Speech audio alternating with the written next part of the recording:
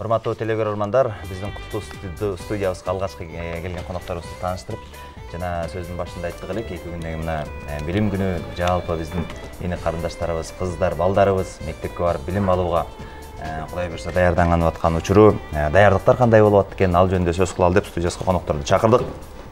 Бишкек шаардык билим берүү башкармалыгынын билим берүүнү өнүктүрүү бөлүмүнүн башчысы Акматова Гүлмира Каленовна жана билим берүү жана илим министрлигинин мектептеги билим берүү жана китеп басып чыгаруу саясат башкармалыгынын башчысы Самаркүл Умаралиева. Саламатсыздар эчкелер, кутмандтарыңыздар менен. Жалпы билим берүү уюмдарында 2022-2023 окуу жылы мына быйыл 1-сентябрда башталганы турат. Жана саатка айланганда эле 25-майда аяктайт экен. Ушул алгачкы срок Кыргызстандагы билим берүүгө болгон азыр көптөгөн реформалар жүрүп жатат. Бул ушул мектеп директорлорунан баштап биринчи жолу менин оюмча ошол сынактар биринчи туру өттү, экинчи туру дагы болгон турат. Ушул жаатты баштасак алгачы. Министрликте Самаркүл. Быйыл 1-сентябрга карата министрлик тарабынан бир нече иш-аракеттер жүргүзүлдү.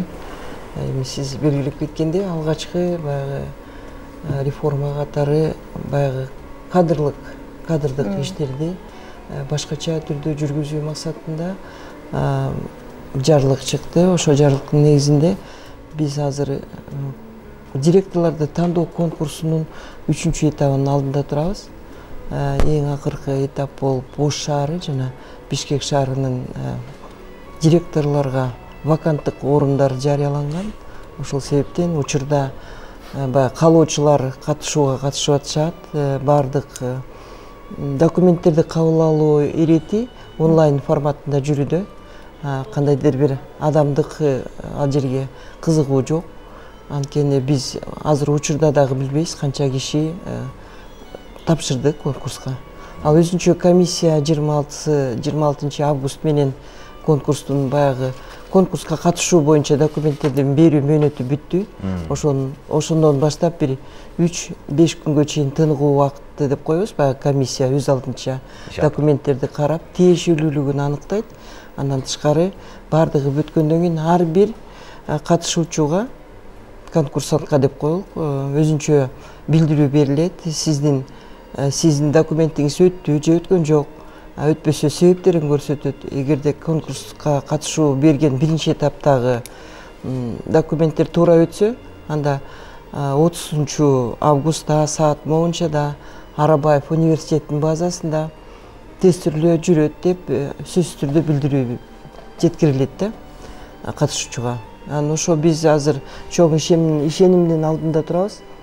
30 августта Арабаева университетинин базасында 3 этап менен конкурс өтөт. Бишкек шаарынын. Сөзүңүзгө аралжы, ар кандай учурлар болот экен? Айыл жергесинде маселен мектеп директору дагы конкурска, сынакка катышып, анан дагы жаңы директор болом дегендер да катышып, бирок бирөөдө өтпөй, биринчи, экинчи турдан да өтпөй алгандар бар экен да. Директору жок кандай болот? Анан кандай болот мындай учурларда?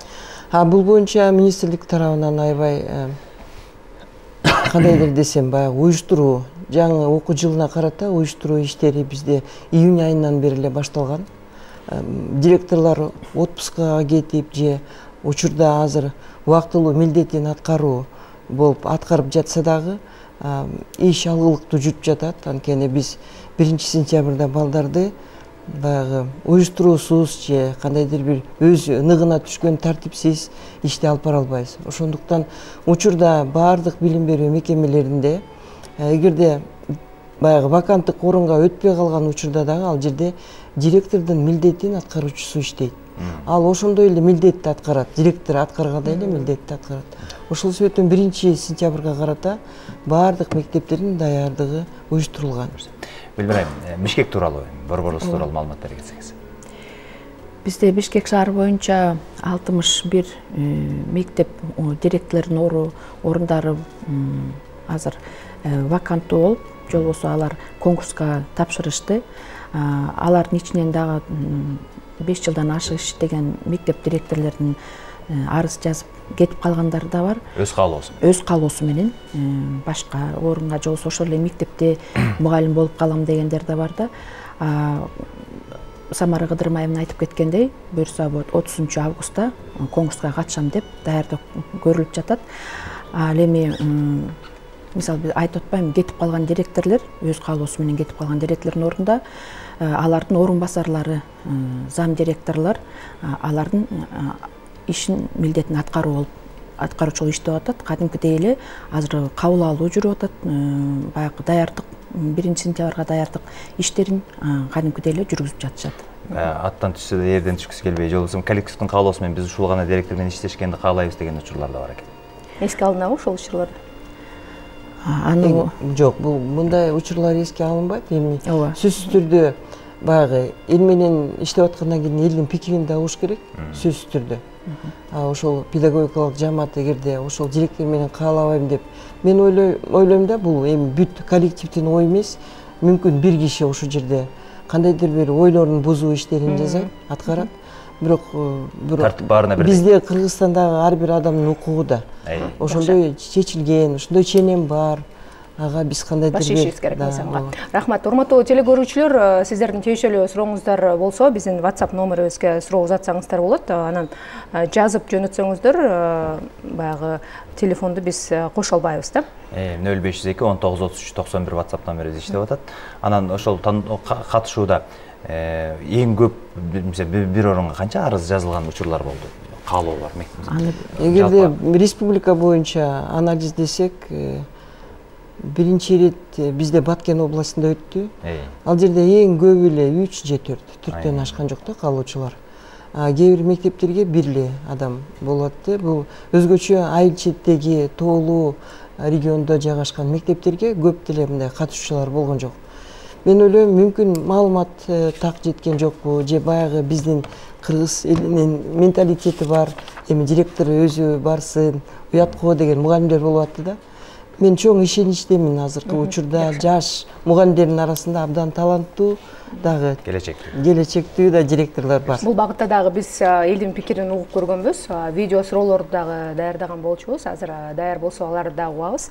Ага чейин айтсаңыздар, 12 жылдык билим берүү дагы бул абдан чоң талкуу болду, коом тарабынан дагы. Анан азыр ошол 2022-2023 жылы ишке ашканы турат. Бул багытта болгон өзгөрүүлөр, даярдыктар кандай? 2022-2023 окуу жылында министрлик бардык жалпы билим берүү республикадагы мектептерде былтыркы окуу жылындагы окуу планы менен иш алып барат.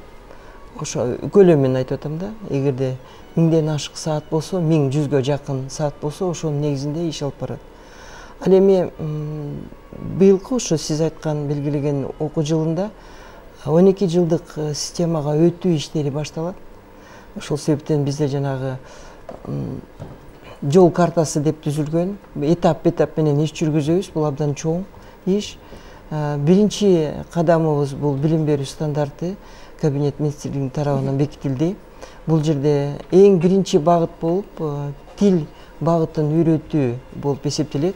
Бул 3 деңгээл менен ишке ашырылат. Бул англис, орус, эң негизги болгон биздин өзүбүздүн кыргыз тилибиз. Анан башка дагы эне тилдердин баардыгына 3-4 деңгээлдеги билим коюлган. Ошол себептен биздин министрликтин алдында азыр мугалимдердин сабаттуулугун көтөрүү боюнча же аларга усулдук жардам берүү максатында билим берүү стандарты жаңы жазылгандыктан, ошол себептен ушул билим берүү стандартын мугалимдерге биринчи ирет үйрөтүп, анан экинчи этабы баягы 12 жылдан болуп башталат. Эми сөзсүз түрдө эле биринчи класстан 12 класска чейин өтүү эмес, этап менен башталгыч класс, анан негизги класстар болуп эсептелет, анан жогорку орто класстар болуп. Ошондо 12 жыл болгондо окуучулар орто билим дагы алып чыгышабы? Даярдык өзгөрүүлөр болот, даярдыктар. Негизи 12 жылдык бул жалпы орто билим берүү программасы болуп эсептелет. Эгерде окуучу 12 классты бүтсө, ал аттестаты же диплому деп коебуз. Азыр кийин кандай аталат биз дагы аны билбейбиз. Бирок ал баягы саясаттан белгиленип чыгат. Ошонун аттестаты жалпы орто билим берүү программасына татыктуу болот. Деңгээли ошого туура келет. Ошол себептен биздин бүтүрүүчүлөр Кыргыз Республикасындагы жогорку окуу жайларга же орто кесиптик окуу жайларга өтүүгө мүмкүнчүлүгү бар. Ошондой эле чет өлкөлүк окуу жайларга өтүүгө мүмкүнчүлүгү болот. Демек 12 сиз айткандай, кесиптешим айткандай 12 класс болсо, демек ага курал керек, мисалы окуу куралдары кандай каралган, канчалык деңгээлде жалпы мамлекетке жете турган маселе бар да. Бул жагы кандай каралды? Ооба. Бул боюнча биз азыр эле белгилеп кеттик.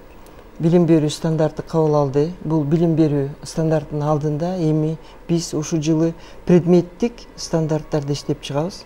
Ар бир предмет боюнча стандарт, ал 12 жылга ылайыкталып иштелет. Биринчи иретте 1-4 класстар иштелип чыгат.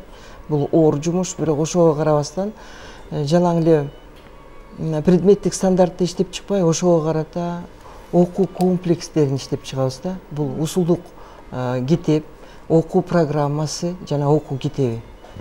Анан ошолор иштеп чыккандан кийин этабы менен бир 24-25 жылдары 5-6-7 класстар үчүн иштелип чыгат. Анан ошентип балдар баягы 12 жылга жеткенче китеби, окуу усулдук комплекстери, мугалимдердин бинимин өнүктүрүү ошол процесстер жүрүп отурат. Жол картага ылайыктуу. Азыр элдин пикири даяр экен, көрүп алсак, сөз суроону да сиздер угуңуздар. Өзүм эле эмеден кетирдим, телефондон элечи. Анан кетти, кабыл алынды деп элечи, ушу экинчи школага кетирсем, бир места бар русский класс дегенден кетирдим. Анан ошону бүгүн келип эме кылсам бар экен, азыр документтерди алып келгиле деди. Электронныйга биз жетишпей калдык эле, анан кайра класс ачышыптыр, анан ошондон дагы места болуп калды. Анан ошо боюнча эле азыр 32 мектепке кирип атабыз. Россиядан кайткан мекендештерибиздин балдарды мектепке алуу проблема болуп атат да. 10 жылдап кеткендерибиз. Ошолордун балдарын кичине түрткүнчүк кылбай келгенде, мекенине келгенде ошолорго бир жакшы бир карап койсо мамлекет тарабынан директорлор болбосо завуштары кабыл алып, эмне документтер керек, ошолор боюнча түшүндүрүү бир адамды койсо жакшы болмок ушул жергечи. Быйыл барам 1-класска барат, буюрса электрондук очередь менен эле, эчтеке маселеси жок эле, очередке туруп, буюрса катталдык. Биз өзү ушул жерде квартирада жашайбыз. Временный прописка менен жетишпей калдык. Электрондук очередке турганга анткени временный прописка менен эмес чыкпай калды. Пропискасы чыкпай калды да. Акимиятка барып эле арыз жаздык, ошол жерден выписка менен постановление менен келип азыр документтерди тапшырдык. Пикирин улай эле WhatsAppка дагы ошого окшош эле суроо келиптир, билдирүү. Биз балабызды 1-класска берели деп арыз бердик эле, электронный вариант жагынан бизге жооп келген жок. Мектепке барсак орун жок деп, нулевой класска алабыз деп коюшту. Эми эмне кылабыз дейт, орун жок деп жатат Балыкчы шаары 4-гимназия мектеби. Упрощенный метод кылсаңар болмок. Мен нааразы болуп жатам дейт. Ошондо кийин балам 1-класска 7,5-8 жашында барып калабы дейт. Албетте, маселе бул орчундуу, актуалдуу. Бүт республика боюнча биз эгерде быйылкы окуу жылында 160 миң баланы кабыл ала турган болсок, учурда 120-130 миңден ашып кеттик. Кабыл алуу процесси бул электрондук каттоо менен жүрүп жатат. Биринчи иреттен Кыргызстан өзү цифровизацияга өтүүдө. Ошол себептен баягы өкмөттүн бүт программаларында, токтомдорунда балдарды электрондук каттоо деп белгиленген. Министрлик ошол тараптан бул программаны иштеп чыгып ишке ашырууда. Бирок ата-энелер арасында, коомчулук арасында түшүндүрүү иштери жүргүзүлгөн. Маалымат өз учурунда апрель айынан баштап берилген. Бизде январь айынан баштап берилет. Эми ушундай маселелер жаралууда. Бирок Кыргызстанда бир да окуучу 1-класска барбай калбайт. Ошол эле 4-мектепти биз көзөмөлгө алабыз. Ал окуучу дагы кирет, окуйт. Эгерде орун жок болсо, биз жана орусча айтканда подсменка деп коет. Подсменка болсо дагы 1 класс комплект ачып балдарды окутабыз. Ал эми алдын алуу иштери боюнча биз азыр министрлик ойлоп атабыз да. Балдардын саны көбөйгөндүгүнө байланыштуу каттоону биз ноябрь айынан баштайбыз. Ошондо баягы электрондук каттоого ата-энелерде жетишет. Жана мектептер дагы баягы класс комплектөөдө кандайдыр бир стратегиялык иштерди аткарат. Бул маселелер чечилет, ата-энелер жөн эле мындай коопсуздана бербесин, бир да бала каттоодон калбайт. Биздин алгачкы 1-класска каттоодо негизинен бир 15-сентябрь же 20-сентябрга чейин баягы жетишпей калган же алыстан келаткан ата-энелер балдардын каттоого жетишпей калат. Бул көп жылдан бери эле келаткан. Кеч калдык деп кызалат болбош керек. Болбош керек, анткени балдар окууга да жетишет. Үмүт кылабыз. 12 жылдык окуу жеке мектептерге дагы тиешелүү дейт. Ооба, эгерде быйылкы жылы жаңы биз билим берүү мыйзамын долбоорун иштеп чыктык. Бир нече жолу коомчулуктан талкуулоо өттү. Эгерде бул жолу дагы биз акыркы долбоорду бекиткени бергенде кабыл алынса, анда бардык типтеги жана формадагы билим берүү мекемелери 12 жылга өтөт. 12 жылдык билимге болгондо ошондо мектепти 1-класстан босогосун 7 жашында атташабы же 6 жашында атташабы? Жок. Бул жерде биз учурда азыр 12 жыл балдарды окутабыз да. Бул баягы 2009-жылы PISA эл аралык изилдөөдөн өткөндөн кийин биздин балдардын билим сапаты өтө төмөн деңгээлде көрсөткөн да. Ошол себептен эң биринчи маселеси болуп баягы мектепке чейинки билим берүү программасы менен камтылбаган балдар чыккан да. Ошол себептен 5 жылдан ашык 480 сааттык мектепке даярдоо классы мектептин базасында ачылган. Бул жерге 90 миңден ашык балдар барат. Андан тышкары калгандары мектепке чейинки билим берүү мекемелеринде окушат. Ошол себептен 5-6 жаштагы окуучулар мектепке же мектепке чейинки билим берүү мекемелерине камтылган. Ошол эле балдар 1-класска отурат. Негизинен бул жерде билим берүү стандарты өзгөрүлөт, бирок татаалдаштырылбайт. Окуу программасы, окуу китепчелери балдардын өзгөчөлүктөрүнө жана учурдагы эл аралык талаптагы кандай деңгээлдерге жетишүү усулдук методикалык, инновациялык технологиялар алынат. Менин оюмча бул мугалимдер үчүн да, коомчулуктар үчүн да жана балдар үчүн да эң алдыңкы тажрыйбалар болуп эсептелет. Жакшы. Биздин өзүбүздүн эле тааныштарда сиз айткандай жана электрондук каттоого кирбей калган, барса мен орун жок, албайм деген учурлар болуп турду. Ошондо ата-энелер өзү министрликке кайрылышы керекпи же мектептин директорлору бул нерсени колго алыш керекпи? Кандай болот? Мисалы Бишкек шаарында баягы бизде апрель айынан башталды да, 11 апрелден башта электрондук каттоо. Биринчи этап, экинчи этап болсо 23-июлдан 23 августка чейин мисалы. Такыр электрондук каттоого өтпөй калган балдар да көп болду. Ар кандай баягы себептер болуп калды. Кээ бирөө жакшы маалымат ала албай калышты, же болбосо баягы мигранттар билимсиздик аркылуу. Ошондой ар кандай мүчүлүштөр болуп калды. Ошол себептен 4 райондо билим берүү борборлорунда Бишкек шаарында комиссиялар түзүлгөн. Ал комиссияга арыз менен кайрылыш керек. Учурда иштеп атат. Азырда учурда иштеп атат. Бул бир 10 сентябрга чейин иштейт. Комиссиялар түзүлгөн. Комиссияга ата-эне арызы менен кайрылса, ошол комиссия карап туруп, ошол баланы эгер такыр орун жок болсо, мисалы бир көздөгөн мектепке, башка мектепке беришет да, улугсуат. Райондук билим берүү башкармаларына кайрылыш керек. Райондук. Бизде 4 билим берүү башкарма, билим берүү борбору бар. Свердлов району, 1-Май району, Октябрь району, Ленин району. Ошол билим берүү борборлоруна арыз менен кайрылыш керек. Айтсаңыз, ошо Кыргызстанда аралыктан окууга мажбур болгондагы окуучулар бар. Алар үчүн дагы атайын электрондук мектепти ачууну пландап жаткан болчусуздар. Ал мектепте ошо 16-дан 25-ке чейинки окуучулар бул ишке ашабы дейт ушул. Ооба, бул боюнча министрлик өзүнүн ишин алып барып жатат. Биз быйылкы учурда пилоттук деңгээлде өткөрөбүз. Анткени буга чейин электрондук мектеп болгон эмес бизде. Ошол себептен бул электрондук мектептин багыты абдан чоң. Биринчи ирет инклюзив программасын окуй турган балдарды камтыйбыз. Андан тышкары баягы үйдө окуган программа бар да, үйдө окутуу программасы. Кандайдыр бир себептер менен ден соолугуна байланыштуу бала мектепке келе албайт. Ошол балдарды баягы социалдаштыруу максатында бир электрондук мектепке жайгаштырсак деген оюбуз бар. Ошол себептен быйыл биз 20-25 баланы камтыйбыз бир класска.